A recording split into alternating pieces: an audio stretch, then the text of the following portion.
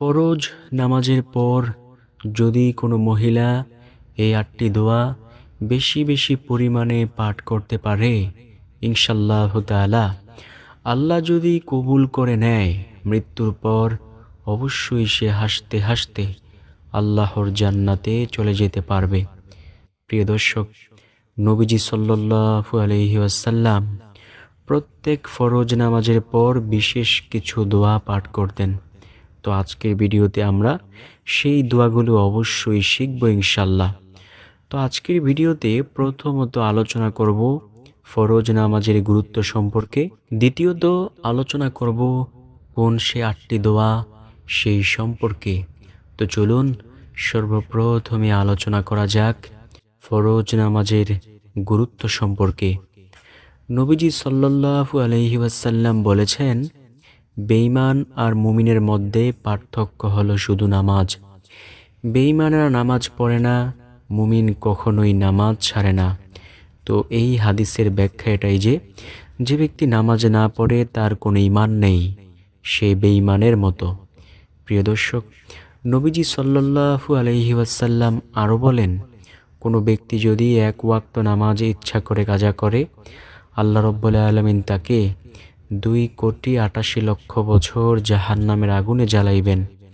নবীজি সাল্লাল্লাহু আলাইহি ওয়াসাল্লাম আরও বলেছেন, ও আমার উম্মতেরা শোনো, জান্নাতের চাবি হলো নামাজ। যে ব্যক্তি নামাজ আদায় করবে সে অবশ্যই জান্নাতে যেতে পারবে। নবীজি বললেন, কোনো ব্যক্তি যদি 5 ওয়াক্ত নামাজ আদায় করতে পারে, ইনশাআল্লাহ তাআলা আল্লাহ রাব্বুল আলামিন তাকে 50 ওয়াক্ত নামাজের সমান সওয়াব দিয়ে দিবেন। সুবহানাল্লাহ, আল্লাহু আকবার। নবীজি সাল্লাল্লাহু আলাইহি ওয়াসাল্লামের সামনে কয়েকজন সাহাবী বসা। নবীজি ওই সাহাবীদেরকে ডেকে ডেকে বললেন, ও আমার সাহাবীরা, আমি কি তোমাকে এমন একটি আমল শিখাবো যে আমলের অনেক বেশি দাম? শোনো, তোমাদের কারো বাড়ির সামনে যদি একটি প্রবাহমান নদী থাকে, কোনো ব্যক্তি যদি ওই নদীতে 5 বার গোসল করে, তার শরীরে কি কোনো ময়লা থাকতে পারে? সাহাবীরা তো ছিল আমলের জন্য অনেক পাগল। সাহাবীরা আমলের কথা জানার জন্য তাড়াতাড়ি বলল, ইয়া রাসূলুল্লাহ, না, কোনো ময়লা থাকতে পারে না, সে একেবারে পরিষ্কার পরিচ্ছন্ন হয়ে যায়। নবীজি বলেন, তদ্রূপ যদি কোনো ব্যক্তি 5 ওয়াক্ত নামাজের পূর্বে 5 বার ওযু করে এবং নামাজ আদায় করে, তার শরীরেও কোনো গুনাহের ময়লা থাকে না। সুবহানাল্লাহ, আল্লাহু আকবার। হাশরের মাঠে জান্নাতের গেটে কিছু সংখ্যক লোক গিয়ে দাঁড়িয়ে থাকবে। তাদের কাছে মনে হইবে যে জান্নাতের দরজা তালা দেওয়া। তারা ফেরেশতাকে জিজ্ঞেস করবে, ও ফেরেশতা, আমরা যে জান্নাতে প্রবেশ করতে পারতেছি না কেন? কি হয়েছে? এই যে জান্নাতে তালা দেওয়া রয়েছে। ফেরেশতা বলবে, তোমরা কি এই তালা খোলার চাবি দুনিয়া থেকে আনো নাই? ওই ব্যক্তিরা বলবে, আমরা জান্নাতের তালা খোলার চাবি দুনিয়া থেকে কিভাবে আনব? আমাদেরকে সাদা কাফনে মোড়াইয়া তারপর কবরে রেখে দিয়েছে। আমরা দুনিয়াতে অনেক সম্পদশালী ছিলাম, কিন্তু কিচ্ছু আনতে পারি নাই সাথে করে। ফেরেশতা বলবে, ও ভাই শোনো, তোমরা কি জানো না যে নামাজ হচ্ছে বেহেশতের চাবি? নামাজ যে ব্যক্তি আদায় করবে সে বেহেশতের তালা খুলতে পারবে। তখন ওই ব্যক্তিরা বলবে, আমরা জানি না, আমরা এটা শুনেছি, তবে আমরা নামাজ কখনোই পড়ি নাই। নবীজি সাল্লাল্লাহু আলাইহি ওয়াসাল্লাম বলেন, তখন ওই ফেরেশতা বলবে, তোমরা আজকে এইখান থেকে দূর হয়ে যাও, তোমরা জান্নাতে প্রবেশ করতে পারবে না, কারণ মিফতাহুল জান্নাতি ওয়াস সালাত, নামাজ হলো বেহেশতের চাবি। সুবহানাল্লাহ, আল্লাহু আকবার। নবীজি যখন মেরাজে গিয়েছেন, তখন নবীজি সাল্লাল্লাহু আলাইহি ওয়াসাল্লামকে হাদিয়া হিসেবে আল্লাহ তাআলা 50 ওয়াক্ত নামাজ দিলেন। পথিমধ্যে নবী মূসার সাথে দেখা। নবী মূসা আলাইহিস সালাম বললেন, ও নবী, আপনি তো আল্লাহর সাথে দেখা করেছেন, আল্লাহ কি আপনাকে কোনো হাদিয়া দিয়েছে? নবীজি সাল্লাল্লাহু আলাইহি ওয়াসাল্লামের তখন খেয়াল আসলো যে অবশ্যই আল্লাহ তো আমাকে হাদিয়া দিয়েছে যে 50 ওয়াক্ত নামাজ। ও মূসা, আল্লাহ তাআলা আমাকে হাদিয়া দিয়েছে 50 ওয়াক্ত নামাজ। আমাকে বলেছে আমার উম্মতকে সহকারে পড়তে, আমাকেও পড়তে। নবী মূসা আলাইহিসসালাম বললেন, ও নবী, বেয়াদবি ক্ষমা করিয়েন। আপনার উম্মতরা অনেক অলস হবে, তারা 50 ওয়াক্ত নামাজ পড়তে পারবেন না, আপনি কমিয়ে আনুন। নবীজি সাল্লাল্লাহু আলাইহি ওয়াসাল্লাম তখন কমাইতে 5 ওয়াক্তর মধ্যে আনলেন। নবীজির মনটা অনেক খারাপ, পাইল 50 ওয়াক্ত আর এখন কমাইয়া শুধু আছে 5 ওয়াক্ত। নবীজি সাল্লাল্লাহু আলাইহি ওয়াসাল্লামকে আল্লাহ তাআলা বললেন, ও বন্ধু হাবিব, আপনি আপনার মনটাকে মলিন করিয়েন না। শুনুন, আপনার কোনো উম্মত যদি 5 ওয়াক্ত নামাজ জামাতে ও মহিলারা ঘরে আদায় করতে পারে, আমি আল্লাহ খুশি হইয়া 50 ওয়াক্ত নামাজের সমান সওয়াব দান করব। সুবহানাল্লাহ, আল্লাহু আকবার। নবীজি সাল্লাল্লাহু আলাইহি ওয়াসাল্লাম এমনটাই বলেছেন। প্রিয় দর্শক, তো আমরা অবশ্যই নামাজের প্রতি যত্নবান হব ইনশাল্লাহ। প্রথম নাম্বার যেই দোয়ার কথা বলবো সেই দোয়াটি হলো, নবীজি সাল্লাল্লাহু আলাইহি ওয়াসাল্লাম নামাজের মধ্যে নামাজের সালাম ফিরিয়ে পাঠ করতেন, আল্লাহুম্মা আনতাস সালাম ওয়া মিনকাস সালাম তাবারাকতা রব্বানা ওয়া তাআলাইতা ইয়া জাল জালালি ওয়াল ইকরাম। ইয়া জাল জালালি ওয়াল ইকরাম এতটাই দামি ও পাওয়ারফুল একটি দোয়া যে এই দোয়ার দ্বারা দোয়া করলে আল্লাহ কোনো দোয়াকে খালি হাতে ফিরায় না। আপনি আল্লাহর কাছে কি চাইবেন? টাকা চাইবেন, পয়সা চাইবেন, বাড়ি গাড়ি, ধন সম্পদ, হীরা জহরত, যাই কিছু চান না কেন, অবশ্যই আল্লাহ কবুল করবেন ইয়া জাল জালালি ওয়াল ইকরামের বরকতে। তাই আমরা প্রত্যেক ফরজ নামাজের সালাম ফিরিয়ে একবার বলবো, আল্লাহুম্মা আনতাস সালাম ওয়া মিনকাস সালাম তাবারাকতা রব্বানা ওয়া তাআলাইতা ইয়া জাল জালালি ওয়াল ইকরাম। নবীজি সাল্লাল্লাহু আলাইহি ওয়াসাল্লাম বলেন, কোনো ব্যক্তি যদি মুনাজাত ধরে আর সেই মুনাজাতের মধ্যে যদি সে ইয়া জাল জালালি ওয়াল ইকরাম দিয়ে দোয়া করে, আল্লাহ সেই দোয়াকে অবশ্যই খালি হাতে ফিরাবেন না। সুবহানাল্লাহ, আল্লাহু আকবার। তারপরে যেই দোয়ার কথা বলবো, অর্থাৎ দ্বিতীয় নাম্বার দোয়া হলো, নবীজি সাল্লাল্লাহু আলাইহি ওয়াসাল্লামের সাহাবে কেরামগণ বলেন, নবীজি প্রত্যেক ফরজ নামাজের সালাম ফিরিয়ে 3 বার আস্তাগফিরুল্লাহ বলতেন। আস্তাগফিরুল্লাহ এই শব্দটি একটি ইস্তেগফার। নবীজি সাল্লাল্লাহু আলাইহি ওয়াসাল্লাম বলেন, যে ব্যক্তি বেশি বেশি পরিমাণে ইস্তেগফারের আমল করে, আল্লাহ তার সব বিপদ আপদ, বালা মুসিবত দূর করে দেন। গায়বী খাজানা থেকে আল্লাহ রিজিকের ব্যবস্থা করে দেন।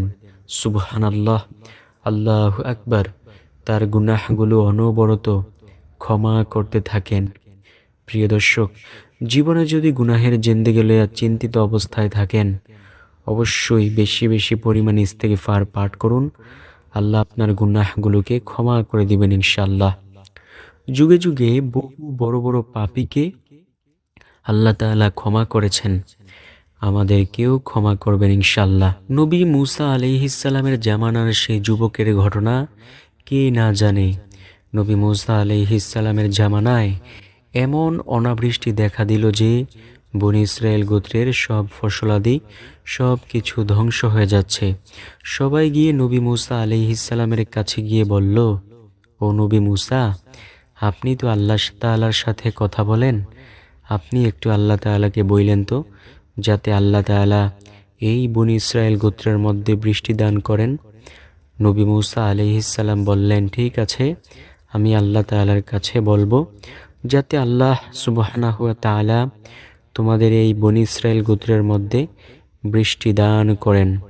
নবী মূসা আলাইহিসসালাম এই কথা যখন বললেন, ওই লোকেরা বলল, তাহলে দিন তারিখ ঠিক করুন। নবী মূসা আলাইহিসসালাম সবাইকে দিন তারিখ বলে দিলেন। সবাই সেই দিন মোতাবেক নবী মূসার কাছে চলে আসলে নবী মূসা আলাইহিসসালাম সেই সকল মানুষদেরকে সাথে লইয়া একটি খোলা ময়দানে গেলেন। খোলা ময়দানে যাইয়া আল্লাহ তাআলার কাছে সবাই মিলে দুই হাত তুলিয়া দোয়া করতে লাগলেন, আল্লাহ, আজ দীর্ঘ কতদিন যাবৎ এই বনী ইসরায়েল গোত্রের মধ্যে বৃষ্টি নেই। আল্লাহ, তুমি বৃষ্টির ব্যবস্থা করে দাও। নবী মূসা আলাইহিস সালামকে আল্লাহ তাআলা এলান করে দিলেন, ও নবী মূসা, তুমি যে এই মজলিসের মধ্যে বইসা দোয়া করতেছ, এই মজলিসের মধ্যে একজন 40 বছরের নাফরমান যুবক রয়েছে। এমন কোনো গুনাহের কাজ নাই যে সে করে নাই। ও নবী মূসা, সে যতক্ষণ পর্যন্ত না উঠবে ততক্ষণ পর্যন্ত আমি আল্লাহ দোয়া কবুল করব না ও বৃষ্টিও দান করব না।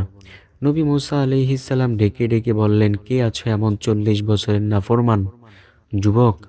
তুমি এই ময়দান থেকে ভেগে যাও। যদি তুমি না উঠো তাহলে আমি আল্লাহ তাআলার দরবার থেকে তোমার নাম এনে সবার সামনে তোমাকে লাঞ্ছিত অপমানিত করব। নবী মূসা আলাইহিস সালাম যখন এমনইভাবে ভয় দেখানো শুরু করলেন, ওই যুবক চোখ দুইটা নিচে দিয়া কোনো কুল কিনারা না পাইয়া, কারণ সে এখন তো উঠতে পারে না, যদি উঠে তাহলে সবাই বুঝে ফেলবে সে এমন গুনাহগার ব্যক্তি। তখন ওই ব্যক্তি চক্ষু দুইটা নিচের দিকে ঝুঁকাইয়া দয়ার মালিকের কাছে মিনমিন সুরে কান্নাকাটি করতে লাগলো, বলতে লাগলো, আল্লাহ, দীর্ঘ আজ কত বছর ধরে এমন নাফরমানি গুনাহের কাজ আমি করে আসতেছি। আজও পর্যন্ত আপনি রাগ করে পানি বন্ধ করেন নাই, বাতাস বন্ধ করেন নাই, সূর্যের আলো বন্ধ করেন নাই, সব কিছুই ঠিক রেখেছেন। আজ আপনি কেন এমন রেগে গেলেন? আল্লাহ, আমি কথা দিচ্ছি আর জীবনেও আমি এমন গুনাহের কাজ কখনোই করব না। আপনি আজকের জন্য আমাকে বাঁচিয়ে দেন, আমি তাওবার মতো তাওবা করলাম। নবী মূসা আলাইহিস সালাম হঠাৎ করে তাকিয়ে দেখলেন বনী ইসরায়েল গোত্রের আকাশটা মেঘাচ্ছন্ন হয়ে গেল। প্রচুর পরিমাণে মুষলধারে বৃষ্টি পড়া শুরু হয়ে গেল। নবী মূসা আলাইহিস সালামকে সবাই জিজ্ঞেস করলো, নবী মূসা, আপনি তো বলেছেন যে আল্লাহ তাআলা বলেছে ওই যুবক যতক্ষণ পর্যন্ত না উঠবে ততক্ষণ পর্যন্ত আল্লাহ বৃষ্টি দান করবে না। নবী মূসা, আপনি কি আমাদের সাথে মিথ্যা বললেন? আপনি তো আমাদেরকে এটাই বলেছিলেন। নবী মূসা আলাইহিস সালাম বললেন, ও ভাই শোনো, আল্লাহ তাআলাকে আমি আগে জিজ্ঞেস করি, তারপর তোমাদেরকে এর উত্তর দিচ্ছি। নবী মূসা বললেন, আল্লাহ, তুমি এমন কাজই কইরো, তুমি তো বললা যে বৃষ্টি দান করবে না সেই যুবক যতক্ষণ পর্যন্ত না উঠবে, তো তুমি কেন বৃষ্টি দান করলা? আল্লাহ বলেন, ও নবী মূসা, আমি যার কারণে বলেছিলাম বৃষ্টি দান করব না, আমি তার কারণেই বৃষ্টি দিয়ে দিয়েছি। শোনো, তোমরা যখন তাকে ভয়ভীতি দেখিয়েছ, সে আমি মহান মালিকের কাছে এমনভাবে কান্নাকাটি করে গুনাহের জন্য ক্ষমা চেয়েছে যে আমি আল্লাহ তার জীবনের সকল গুনাহগুলোকে ক্ষমা করে তোমাদের এই বনী ইসরায়েল গোত্রের মধ্যে বৃষ্টি দান করে দিলাম। সুবহানাল্লাহ, আল্লাহু আকবার। প্রিয় দর্শক, আমরা অবশ্যই বেশি বেশি পরিমাণে ইস্তেগফারের আমল করব ইনশাআল্লাহ। 3 নম্বর যেই দোয়ার কথা বলবো সেই দোয়াটি হলো, নবীজি সাল্লাল্লাহু আলাইহি ওয়াসাল্লাম বলেন, তোমরা বলিও আল্লাহুম্মা আজরিনি মিনান নার। যে ব্যক্তি আল্লাহুম্মা আজরিনি মিনান নার পাঠ করে আল্লাহর কাছে দোয়া করবে, আল্লাহ তাআলা তাকে জাহান্নামের আগুন থেকে বাঁচিয়ে দিবেন ইনশাআল্লাহ। জাহান্নামের আগুন অনেক তেজস্বী আগুন। নবীজি সব সময় দোয়া করতেন, আল্লাহুম্মা আজরিনি মিনান নার, আল্লাহ, আপনি আমাকে জাহান্নামের আগুন থেকে বাঁচিয়ে দিন ইনশাআল্লাহ।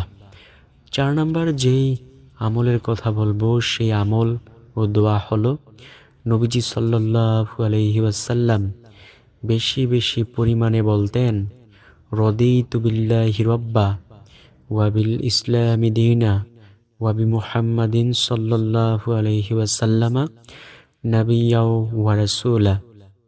নবীজি সাল্লাল্লাহু আলাইহি ওয়াসাল্লাম বলেন, যে ব্যক্তি বলবে রদিতু বিল্লাহি রাব্বা ওয়া বিল ইসলামি দীনা ওয়া বিমুহাম্মাদিন সাল্লাল্লাহু আলাইহি ওয়াসাল্লামা নাবিয়্যা ওয়া রাসূলা। নবীজি বলেন, যে ব্যক্তি এই কথা বলতে পারবে, আল্লাহ সুবহানাহু ওয়া তাআলা তার জন্য গোটা জান্নাতকে অবধারিত করে দিবেন। সুবহানাল্লাহ, আল্লাহু আকবার। তাই প্রিয় দর্শক, আমরা যদি জান্নাত পেতে চাই, অবশ্যই বেশি বেশি পরিমাণে পাঠ করব রদিতু বিল্লাহি রাব্বা ওয়া বিল ইসলামি দীনা ওয়া বিমুহাম্মাদিন সাল্লাল্লাহু আলাইহি ওয়াসাল্লামা নাবিয়্যা ওয়া রাসূলা। 5 নাম্বার যেই দোয়ার কথা বলবো সেই দোয়াটি হলো, নবীজি সাল্লাল্লাহু আলাইহি ওয়াসাল্লাম প্রত্যেক ফরজ নামাজের সালাম ফিরিয়ে একবার আল্লাহু আকবার বলতেন। প্রিয় দর্শক, আমরা যদি আল্লাহ তাআলাকে অনেক বেশি ভয় করে থাকি, ভালোবেসে থাকি, অবশ্যই প্রত্যেক ফরজ নামাজের সালাম ফিরিয়ে আল্লাহু আকবার বলবো ইনশাল্লাহ।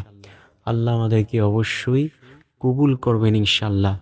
আল্লাহু আকবার শব্দের অর্থ আল্লাহ সর্বশক্তিমান। এই দুনিয়ায় যদি কোনো ব্যক্তি আল্লাহ তাআলাকে সর্বশক্তিমান হিসেবে আখ্যায়িত করে, আল্লাহ সুবহানাহু ওয়া তাআলা তখন ফেরেশতাদেরকে বলতে থাকেন, ও আমার ফেরেশতারা, দেখো আমার বান্দা এই ফিতনার জমিনে থাইকেও আমি আল্লাহকে বলতেছে আমি আল্লাহ নাকি সর্বশক্তিমান। ও ফেরেশতারা সাক্ষী থাকো, আমি আল্লাহ তার জীবনের সকল গুনাহগুলোকে ক্ষমা করে দিলাম। 6 নাম্বার যেই দোয়ার কথা বলবো সেই দোয়াটি হলো, নবীজি সাল্লাল্লাহু আলাইহি ওয়াসাল্লাম বলেন, তোমরা বলিও লা হাওলা ওয়ালা কুওয়াতা ইল্লা বিল্লাহ। নবীজির সামনে কয়েকজন সাহাবী বসা। নবীজি সাল্লাল্লাহু আলাইহি ওয়াসাল্লাম সেই সাহাবীদেরকে ডেকে ডেকে বললেন, ও আমার সাহাবীরা, আমি কি তোমাদেরকে এমন একটি আমলের কথা বলবো না, যে আমল যদি তোমরা করতে পারো তাহলে তোমরা অবশ্যই জান্নাতের গুপ্তধনের সন্ধান পেয়ে যাইবা। সাহাবে কেরাম তো ছিল আমলের জন্য অনেক বেশি পাগল। সাহাবীরা বলল, ইয়া রাসূলুল্লাহ, বলুন কোন সে আমল? নবীজি সাল্লাল্লাহু আলাইহি ওয়াসাল্লাম বলেন, যে ব্যক্তি বলবে লা হাওলা ওয়ালা কুওয়াতা ইল্লা বিল্লাহ, সে অবশ্যই জান্নাতের গুপ্তধনের সন্ধান পেয়ে যাইবে। প্রিয় দর্শক, লা হাওলা ওয়ালা কুওয়াতা ইল্লা বিল্লাহ হলো জান্নাতের গুপ্তধনের মধ্যে একটি গুপ্তধন। দুনিয়ার গুপ্তধন পাওয়ার আশায় মানুষ কত কিছু করে থাকে, আর জান্নাতের গুপ্তধন যদি আমরা পাইতে চাই তাহলে লা হাওলা ওয়ালা কুওয়াতা ইল্লা বিল্লাহ অবশ্যই পাঠ করব। 7 নাম্বার যেই দোয়ার কথা বলবো সেই দোয়াটি হলো, প্রত্যেক ফরজ নামাজের সালাম ফিরিয়ে আয়াতুল কুরসি অবশ্যই পাঠ করুন। আপনি প্রশ্ন করতে পারেন যে আয়াতুল কুরসি কোনটা? আয়াতুল কুরসি হলো সূরাতুল বাকারার 255 নং আয়াত, আর সেটা হলো আল্লাহু লা ইলাহা ইল্লা হুয়াল হাইয়ুল কাইয়্যুম লা তাখুযুহু সিনাতু ওয়ালা নাউম লাহু মা ফিস সামাওয়াতি ওয়া মা ফিল আরদ মান যাল্লাযী ইয়াশফাউ ইনদাহু ইল্লা বিইজনিহি ইয়ালামু মা বাইনা আইদিহিম ওয়া মা খালফাহুম ওয়া লা ইউহিতুনা বিশাইইম মিন ইলমিহি ইল্লা বিমা শাআ ওয়াসি'a কুরসিয়্যুহুস সামাওয়াতি ওয়াল আরদ ওয়া লা ইয়াউদুহু হিফযুহুমা ওয়া হুয়াল আলিয়্যুল আযীম। এটাই হলো সেই আয়াতুল কুরসি। নবীজি বলেন, আয়াতুল কুরসি হলো অনেক দামি একটি দোয়া। যদি কোনো ব্যক্তি প্রত্যেক ফরজ নামাজের সালাম ফিরিয়ে আয়াতুল কুরসি পাঠ করে, তার জান্নাতে যাওয়ার জন্য শুধু একটা বাধা থাকবে, সেটা হলো মৃত্যু। যখনই সে মৃত্যুবরণ করবে, সাথে সাথেই আল্লাহর জান্নাতে চলে যাবে। সর্বশেষ নাম্বার যে আমলের কথা বলবো সেই আমলটিও দামি একটি আমল। নবীজি সাল্লাল্লাহু আলাইহি ওয়াসাল্লাম বলেন, ও আমার সাহাবীরা, তোমরা বলিও সুবহানাল্লাহ। নবী বলেন, কোনো ব্যক্তি যদি একবার সুবহানাল্লাহর আওয়াজ দেয়, আল্লাহ তাআলা 7 আসমান ও 7 জমিনের মধ্যবর্তী যত ফাঁকা জায়গা আছে সব জায়গাগুলো নেক দিয়ে পরিপূর্ণ করে দেন। সুবহানাল্লাহ।